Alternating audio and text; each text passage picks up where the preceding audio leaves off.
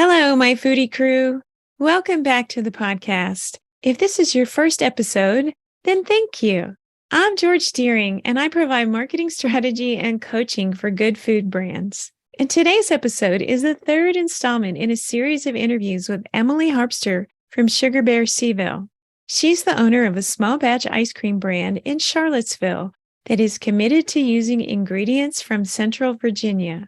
Emily first caught my attention because she started her good food business as wholesale only, selling her pints of ice cream to shops and cafes as products that they then sell at retail to their customers. You know, many food brands start with one-to-one sales at farmers markets and pop-up events. And ice cream often starts as scoop sales, selling direct to consumer from trucks or from storefronts. But the product positioning and the language you use when selling to the end consumer is a little different from B2B sales. Making the mental transition to managing wholesale accounts can be quite a leap for some people. Emily's decision to strike out as a wholesale brand made me curious to know more about her and her approach to the good food business. Because she started with wholesale accounts, she's solving all the B2B challenges with every decision she makes about her small company. Well, Emily, I want to thank you so much for joining me again. This is the third of 4 installments where I have been talking to you about your business. But for the listeners who haven't joined us before, could you give a little introduction to say who you are and what you do? Sure. My name is Emily Harpster. I am the owner of SugarBear Ice Cream. It's a small batch ice cream company that launched out of Charlottesville, Virginia, almost a year ago. And the idea is to make small batch ice cream from scratch that showcases Central Virginia ingredients. And I am wholesale focused, so you can find it in stores in and around Charlottesville. And that is exactly why I had you on, because I spotted you and saw that you started out as wholesale, which a lot of food brands don't take that direction. But in our first episode, you talked about the challenges of launching a small brand, but you also got to share with us some of the incredible opportunities that you said landed in your lap. And I thought that was that Charlottesville connection for you. Yes, absolutely. One of the nice things about launching a small business in a community like Charlottesville is it's very community focused and small business friendly. And I feel like a lot of people are in small business and are eager to see others succeed doing the same thing. And so it's been a really nice, positive experience in that way, for sure. That is great about Charlottesville. I have noticed how many collaborations that I see pop up from area businesses. Yeah, but it's a friendly spot, for sure. Yeah. Well, we talked the first time before the big season for ice cream. And then by the second quarter, summer was over and you were looking at your product line and talking about simplifying some of it for the coming year. And now we're past Christmas and the warm weather's coming up again. And the silly season is going to be here before you know about it. I like that, by the way, the silly season. That's great. Well, and very appropriate. Well, I mean, summer is like all hands on deck for ice cream, isn't it? Yes, it is. It absolutely is. Although it's funny, my husband just this morning, he was laughing at me. He was like, because December was my busiest month. Yeah. And actually last week, it keeps getting busier. And he was like, people still eat ice cream when it's cold. And I was like, well, yeah, but I just didn't think it would be this much. So I think that I got a little bit of traction around the holidays. And so kind of like the rest of the year, I suppose things haven't gone exactly how I thought they would in terms of narrowing the product line. I do have it narrowed down. I have identified the best sellers and I have started to offer those on repeat. But what I have also found at the same time is that my confidence and competence have grown a lot. And that has I've been able to unleash the creative part of it a little bit more because I'm less stressed about just making the product because I've kind of figured out how to do that in just a much more efficient way than I did in the beginning. And so, yes, I've narrowed down the product line and there are definitely bestsellers and I know which ones they are. but I'm also still having fun and learning how to play with themes throughout the holidays. And now in February with Valentine's Day, and next month I have some fun things planned too. And so I think that there is an element of that that's just going to remain a part of the menu for a while too. So, Wow. So yeah. you've really been thinking about your product line quite a bit. And there's a lot that you shared in there that I want to kind of pull out and ask a couple questions about. And the first one is like, why do you think that you got so busy in like the Christmas season? Was it just popularity growing or your product line? I think it was a few things. I think over the holidays, people tend to have company visiting from out of town or planning fun holiday menus, and ice cream is kind of an easy, fun thing to outsource. And it's nice to buy the local option if there is one. I think that that is part of it. I also think that I have slowly over time gotten a little bit better about sort of the social media and marketing thing that started to kick into gear a little bit more. Yeah. And so I think that has been helpful. And I also think that just kind of like the being in stores where people were going to pick up other things over the holidays was really helpful. Oh, yeah. You're going into Marie Bet to grab pastries for out of town guests, and you see the freezer and you're like, okay, great, I'll grab something out of there. I think there was probably a lot of that had to do with it. Yeah. So there's a couple different aspects of it. Yeah. And I think that's part of what's going on this month too. So, well, two things when it comes to Marie Bet in particular. This is, again, tying back to the wholesale focused business model and some of the advantages of it. It's Hot Chocolate Month. And a lot of people know and love Hot Chocolate Month, which is a thing that Marie Bet does every year. There's a different flavor of hot chocolate every day, and people will come in just for that. And they've also reopened their dining room, which has been closed throughout COVID. And so there's just a lot more foot traffic in that one location is one example of what's been going on. So that's kind of market changes that have really caused an increase. Like, I would say so. Yeah. Well, the other thing that you talked about was your flavors. You've narrowed down to what your sort of standard flavors are. How many are those? I would say there are 8 total. 8. Yes. And then you layer in seasonal flavors, right? Is that what you meant by the That's themes? exactly. Yeah. So peppermint stick at Christmas, for example, is the kind of thing I would bring in on a seasonal basis. And so what are you doing right now? We're recording this right around the Valentine's season. So what are you doing now for flavors? So I love a good theme. And for Valentine's Day, I'm selling boxes that have 4 special Valentine's Day flavors. So one is Queen of My Heart, Raspberry Queen-a-mon from Marie Bet with raspberry jam from Jam According to Daniel. I've got Honey Pie, which has pieces of salted honey pie in it from the Pie Chest, which is another Charlottesville favorite. I've got Call Me Old Fashioned, which is sort of an ice cream play on the old fashioned cocktail. And it uses maple whiskey from Spirit Lab Distilling. It has whiskey soaked cherries and a little bit of orange and bitters in the mix. Oh. And then chocolate covered strawberry is the last one in that box. So those are sort of some of the theme flavors for this month. I'm curious, where are you sourcing your strawberries? It's such a hard thing to do this time of year. It is. Well, in local strawberry. So my secret with that one is it's actually strawberry jam. So what I decided to do was to try and recreate what it feels like to bite into a chocolate covered strawberry. So it's got that nice jammy strawberry sweetness to it, and then big chunks of dark chocolate. The chocolate kind of falls off when you take a bite. So there's big pieces of it mixed into the ice cream. Well, see, you're getting very playful. I see that. It sounds. Yeah, it's like the fun part. You can kind of relax at a certain point. I mean, not like relax, but like you can kind of let the creative stuff fly a little bit more, I think, after a few months in. And how many hands do you have now? Is it still just you? Still just me. And that may be the other reason why it's getting busier. Right.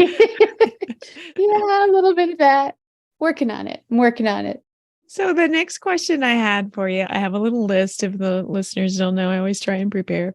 But I wanted to know about what other things have progressed for your business since we spoke. Yeah. One of the things that's been really fun for me is I'm getting to the part of the movie where I can layer in some of the other things I've been wanting to do from the beginning. So one of the big concepts with SugarBear is that ice cream is a platform and food is a way of building community. I started with a focus on the ingredients. So trying to use ingredients that are either grown here or made here. And now I'm starting to layer in some other pieces of the equation. So for example, this past month, I also did the first collaboration or kind of like a kitchen takeover with Bowerbird Bake Shop, where the owner came over and made a couple of flavors in the ice cream kitchen, just sort of ideas that he had that were sort of representative of what they do in that bakery. And that was really fun to have someone else in the kitchen with sort of a different approach, different skill set, different set of experiences. What flavors were those? Those were really fun. So he did peanut butter miso with peanut butter miso rye cookies and toasted sesame. Oh. And then he also did a golden milk. So he did 2 flavors. Oh, wow. Yeah. And they were like very, very, very delicious. And so that was a lot of fun. I'm hoping to do more of those. And I'm starting to talk to some folks about stuff like that. Also talking to Charlottesville High School has an urban farming program. Okay. And now is the time when lots of people are doing garden planning, including the urban farming program. And so there are some high schoolers here that I'm going to work with that are going to come up with a flavor.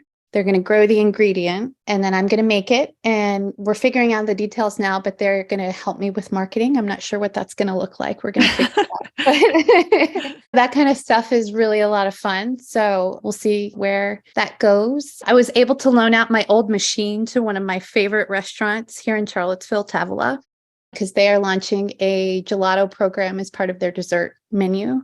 And so to be able to help them out and just kind of talk through some of the details has also been really just a lot of fun. And then the last piece is I was finally able to launch a flavor this past month where the proceeds could go back to a local nonprofit, and was kind of a way to give a platform or a tiny bit of visibility for them. And that's something that's near and dear to my heart since I used to work at a nonprofit. So starting to do more of that too. Well, what flavor was that, and what was the organization?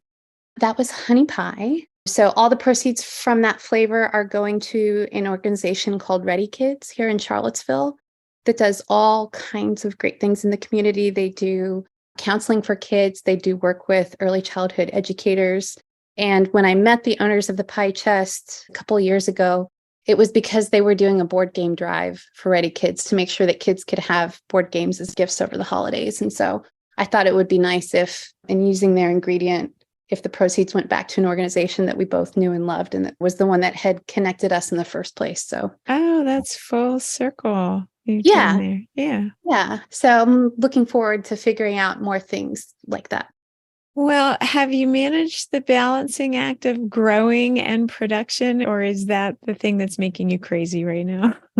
Yeah, I thought I would be in a different place now. Like, I still haven't had time to deal with the labels and packaging situation. I got halfway through a website redesign and then I got pulled into production. I have done a few things that have made me a lot more sane that I wish I had done sooner. Over the summer, I was making deliveries to vendors every week. I switched to biweekly, and I can't tell you what a game changer that has been. It's just more runway to get the ingredients, to make the ice cream, to remake the ice cream if I make a mistake, although that's happening less frequently than it did in the beginning. Ooh, I wish I had done that so much sooner. We talked, you had started with a very small piece of equipment. So could you have made enough product to last that biweekly schedule? I don't know. It would have been a test. That's for sure. So your equipment is big enough now to support that, and you have some predictability and usage rates. Yes, it's much more predictable. The system is much more figured out, and that has helped immensely. I sort of think back on those early days, and not that I'm out of the early days, but those first few months were like not chaos exactly, but like sort of mild chaos. You don't know what you don't know until you're in it. So, yeah. So are you seeing your accounts growing? Like you talk about Mary Beth and that Christmas was busier than you expected. Are you seeing that like they're purchasing more and more over time, or is it just the constancy that's happening? It varies depending on the location. I would say some places have been pretty steady. I think Marie Beth has grown over time. I think it takes a while to get some traction for people to realize that that's an option, or to go to just to look in the freezer, even when they walk in the door. I have also had, I think my biggest growth has come from some new accounts. And I think those have grown a little bit more rapidly because I already had some traction and brand recognition. Like, it just didn't take as long for the orders. Who are these new accounts? Batesville Market is one. They've been amazing. So that's like a shop as opposed to Mary Beth is like a cafe. Exactly. I think it's more likely that you're going to get supplies, grocery. I mean, it sort of depends because they do a bunch of creative things there too, like events and things like that. And then Foods of All Nations is another one, which is a local grocery store. So those are a little more traditional grocery. Yeah. In that it's a shop, although they're boutique, in that they're very specific to what they're carrying. Yeah, exactly. Yeah. And you were doing partnerships with the distillery, and wasn't there a winery as well that was carrying? Are they still selling for you there? Yes. Yeah. Both. Actually, I just dropped some ice cream sandwiches off at the distillery last week. And the winery has continued to place orders. And actually, just over the winter, they're so kind. They're doing affogatos now. So I'm selling them pints of vanilla, and they're scooping them into the affogatos. And then I'm going to do another event with them next month. We did one over the summer, and it was really fun. I think for everyone involved and everyone who came, that was an ice cream and wine tasting. And so we came up with kind of a fun paired menu. And I think we're going to do a version of that again. So all of this account growth and your product development is all still very personalized. It's still very much you and your connections. So what do you think? How do you expand that? Or are you rethinking your boundaries of the size of your business? Like, what is your next idea for sort of growing your business?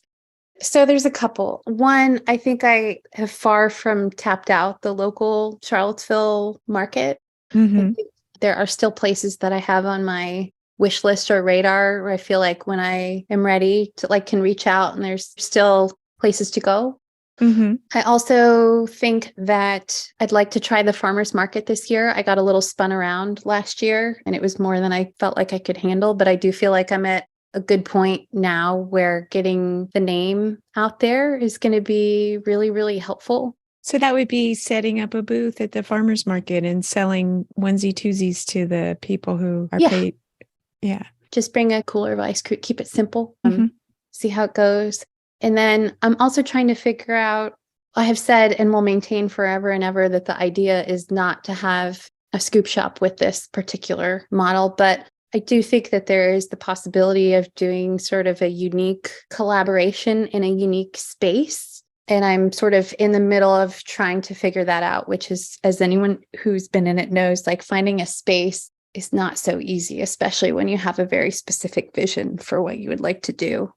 So are you saying like you would have there'd be maybe in some place there'd be a small freezer and someone would be scooping SugarBear ice cream, not necessarily. There would be no scooping. Yeah, it would be more like a retail outlet. Like it would be a place where you could come to buy ice cream cakes, pints, half pint sandwiches out of a freezer, and at the same time purchase other dessert items. So sort of like a treat house, I think the basic concept, what we're trying to piece together at this moment in time. Oh, so just kind of putting a freezers into a different business. It's like just a little tiny. Yeah, just something simple. Yeah. Yeah. Just tucking in ice cream and cold treat. Yeah. And well, I know that like baked treats, things that go together is sort of the idea. We'll see where it goes, but it's really been on my mind just figuring out what a sustainable model for local ice cream looks like, because I think the environment has changed a lot. And even just over this past year, the prices of things, cream, eggs, that ride has been kind of wild, like it has been for a lot of different yes. It's so there's inflation chickens. Have you heard that? Inflation chickens, right? people putting chickens in their backyards. Yeah. So just like figuring out how to build a business that's going to weather those types of things is really, this was born coming out of COVID too. So it's like been very much on my mind, trying to be smart about these kinds of choices. So for just a second, can we revisit that point you made about not having a scoop shop? Yeah. Only because I think sometimes other food businesses think they need to grab every way to get their food out there. Yeah. Yeah. And tell me why you don't want a scoop shop. It's a cost thing, honestly. Mhm. It's cost and it's a commitment and it's a quality of life thing. I worry about paying for staff. I worry about paying for all the overhead things that come with having a physical location. And if I'm being really super honest, like I have young kids and I worry about being tied to having to be in a scoop shop at 6 o'clock on a Saturday night. I completely understand wanting to grab every opportunity. I really do. And it's just not the stage of life that I'm in where that like the cost benefit works out on that stuff. Well, So I'm trying to see if I can do it a different way. Yeah. Well, you paused there to gather your thoughts, and then you started naming all the things I was going to jump in with. And that is scoop shop is different. It's a retail store or a restaurant feeling, and it has all those other management issues. Where manufacturing is different, right? And wholesale sales are very different. And I think I have seen this happen where people think, well, I'm already cooking, I can just serve it. And I'm like, oh, it doesn't really work that way. Not so simple. Yeah. Yeah. And I definitely know that I've seen it and I know that it's not so simple. It's part of the math.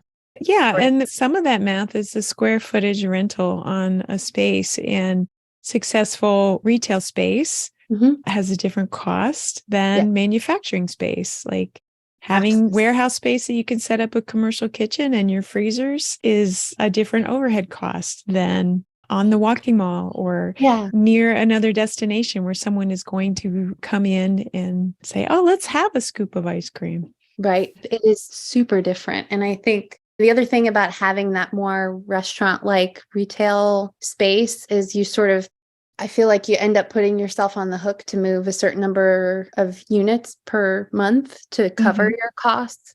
And don't get me wrong, like there is a sacrifice and there is a trade-off, but not being on that wheel, for lack of a better way of putting it, like is also allowing me some creativity and flexibility to do things with the product that I don't think I would otherwise be able to do, to take some risks. And I do see some value in that. It hasn't been fully played out yet, of course, but that's part of the working through it piece of the equation. Do you have a written plan somewhere that you refer do. to? I wrote it like a year and a half ago. And it is not. Yeah, I guess I kind of need to rewrite it. Or just revisit it, right? Some of it may be true. Go a certain way and then they never do. Oh, no, they never do. It's so hard too, because with a new business, you know you're making mistakes. You know that you're not getting everything perfect on the first try, but you got to keep at it. Like they say to write a book, you just got to get up and write every morning. And some mornings it's going to be great. And some mornings it's not going to be so great. Over time, it does, like you do build a rhythm and it does get better, but it's also kind of a vulnerable feeling that I think a lot of people have. So anyway. Well, you seem to be heading in a direction that seems pretty consistent from the last two conversations we had. So you may be like bumping off the guardrails a little bit. Yeah. But that's okay. That's pretty much the nature of business. And so you've been reaching out and making these sales calls and making connections within your community. What do you think is your biggest marketing challenge like right now? What's your biggest challenge right as we speak today? Yeah. My biggest marketing challenge is time. I was talking to someone else who owns a restaurant a few months ago, and we were talking about how there's like kitchen brain and there's marketing brain. When I'm in the kitchen doing production, it's like a moment to moment. Where's this ingredient? How do I mix this? Turn off that machine, turn on this one. And then I'm not necessarily in the frame of mind to compose a complete sentence. No kidding. And so like, finding that dedicated space to build a plan and implement the plan is really not so easy. Yeah, that is. You kind of have to have it on your calendar, like marketing time, like a consistent marketing time, and then fill that with work because it's not going to be like. It's the thing that always gets pushed. It does. Yeah. And it's why I use Mondays, because I know a lot of people use Fridays. And what happens is your week just like ratchets up Mm-hmm. and you're using Friday because you have to finish everything that you started with. Yes. Yeah. I really identify with that statement. So I start with Mondays and try and put marketing first so that it gets Smart. done. Yes. I say I plan it that way. But yeah, and that's what I talk about is marketing Mondays being the day. Like, let's do that and get that working. Well, what's your next step for growing your sales? Like that marketing is part of it, but you're still marketing when you're out there making those connections. So what's your next step for growing your sales? Yeah, good question. So one is to continue to work on social media and to become more consistent about that and to build a program. The approach to date has been sort of an ad hoc whenever I can cram it in, but I know that I have seen the few times when I've made an effort to be a little more strategic and considerate about it. It does matter and it does pay off. So I do want to invest some time in that. I think the website is another place if I can kind of redesign and polish it up a little bit and make it easier for people to buy ice cream online. I think that would be helpful. I've also noticed this month, in the very beginning, I wanted to sell sampler packs and then it got complicated. And I finally come all the way back around to that. And I know that there is an interest in and an appetite for that because the Valentine's Day boxes that I made sold out 3 times in quick, like I kept making more and then they kept selling. So I think that there's this market there for sampler boxes, basically. So I think doing a little bit of a push around the launch of those would be helpful. And then making a point of continuing to get out there and network and reach out to people, whether that's other food people, other nonprofit people, just to really make an effort to kind of make the rounds and just put myself out there and say hello and see where it goes. Well, tell me, this is podcast. We don't have your products in front of you. So can you describe these sampler boxes again? Like what's the quantity and how is it packaged? Sure. So it's 4 6-ounce containers. So a 6-ounce container for most people, it's about half a pint. It's a little bit less than half a pint, but just sort of visually, that's what you can imagine. They're tucked into a nice white box and there are liner notes. So when you open up the box on the inside, you can see a description of each of the flavors and where the ingredients came from. And yeah, it's something I knew I wanted to do from the beginning. I just got pulled in a million different directions and never quite came back to it until now. So do you do any kind of point of sale for these places that carry, do you have a cling that goes on the outside of the freezer space or anything like that? Yes. I don't have cling, but I have little laminated signs that go not in every place, but in some of them. Like so little shelf talkers that describe what the product is. Is that what you mean? Yeah. It's like in Batesville, for example, they have one of those freezers, like the sliding door on top freezer where you look down and in and the ice cream's in there. And I have a sign on the top of that lists all the flavors and says that you can follow me on Instagram to learn what's coming. In a Marie Bed, I have kind of a price, here's how much pints are and here's how much this is, that kind of thing. Okay. I wish I had done that sooner. It was a blind spot. It just was I was so focused on other things. It didn't occur to me. When did you start doing that? How far in to the business? Yeah, it was December. No, it was January. It was last month. I just started. Yeah. So when I work with, she's like, do you think people might want to know how much it costs? It's like, well, that's very logical. It's a great idea. So, well, you've been selling it all along. Yeah. Oh, no, I thank you for sharing that one because that's a good one. It happens all the time, though. It happens all the time. Didn't occur to me. So tell me, you've got all these good things going. What's the next project that you're taking on? We talked a little bit about your samplers. Is there something else or is it just keeping the fires going? So it's mostly keeping things going. It's looking for creative space. It's doing the boxes. And then I've also been having a lot of fun playing in the kitchen, making ice cream cakes. So there'll be a new product will be added to the lineup soon. Ice cream cakes. Fancy ice cream cakes. Yes. How big? How are you talking about? What? 6-inch. 6-inch. Oh, that's a good. Yeah, just cute little fancy ice cream cakes. So that'll be something fun. Wow, that sounds very exciting. I've just you said something earlier about your competence and confidence growing, and I can tell you that it's expressed just through your conversation and the way you're talking about your business. I can see that. This has been fun to watch that kind of growth for me. Thanks. Nice. But I appreciate that you've let us come along on the ride and you've been so open sharing all of the stuff that has happened. Could you please help our listeners find you? Tell us where you are before we wrap up. Sure. So the best place to find me is on Instagram at SugarBearCville.com. You can also check out my website at www.sugarbearcville.com. And yeah, thanks for having me. Sure. Thanks for coming. I've really enjoyed it. I also want to thank our listeners for coming along with us. If you enjoyed this content, please hit that like or share button. It is the easiest thing you can do to support small businesses. And please also subscribe to the Virginia Foodie wherever you stream, and you won't miss another bite of good food marketing.